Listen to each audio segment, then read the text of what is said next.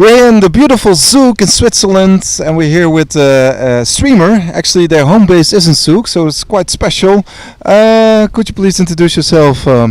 So hi, I'm Henri Pihkala, founder and CEO at Streamr, and welcome to our home. Yeah. Streamr, probably for the wider public, you can say what the concept is. Yeah, so we're basically decentralizing real-time data to enable people, organizations, machines to share and monetize that in a trustless way without middlemen. And by real-time data, we mean data that's being born in IoT sensors, financial markets, social media, smart factories, smart cities, transport, and so on. Like data that's constantly being updated and tells you something about the world. In a sense. Yeah. So actually our data now is of course stored in central servers. Yes. And you want to change it.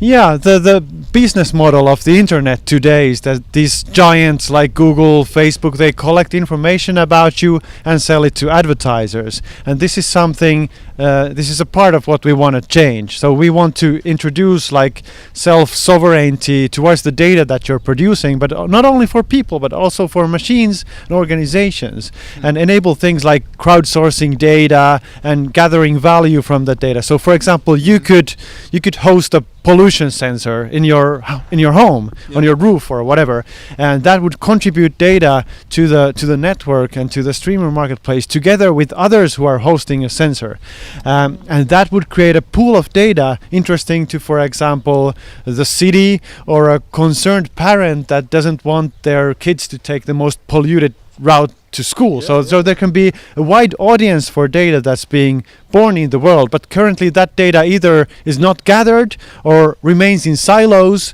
or does not empower the end user who's producing that data. And that all is part of the dialogue that we're having and trying to solve by introducing the decentralized layer of technology that can solve that. Right, sounds good. Yeah, I know, for instance, in Amsterdam you have these open source maps, open source data for traffic information, for instance. Yeah. And actually that kind of open source information you put on the blockchain, or is it too simple? It's a bit too simple. Yeah. So what we're doing is actually we're not putting data to the blockchain because that would not scale, right? The blockchain is not a good place to put a lot of data, right? So what we're creating is kind of a companion network for a blockchain. So it uses a blockchain for certain things like payments, identity, permission control, but the data itself remains in an off-chain network. It's something like maybe BitTorrent for data streams, for real-time. So it's a peer-to-peer network for sharing data with monetization built in.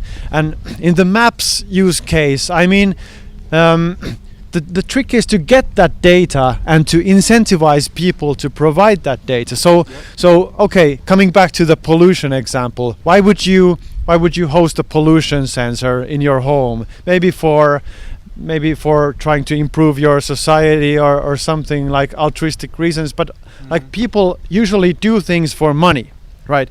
True. And if they can be incentivized to do the right thing, enable them to earn a little bit by contributing to this kind of pools of data, then we can actually get the data that is useful for improving the world we live in. All right. I should have looked to my weather app, but we can continue a few more questions. Are you issuing an ICO at the moment?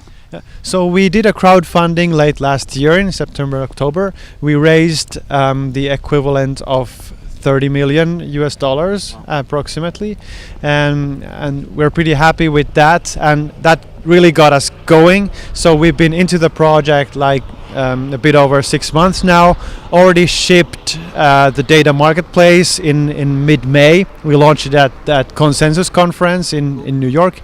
That was a great success, and now next we'll be focusing more on the infrastructure side of things, the network, to build the next generation version of that.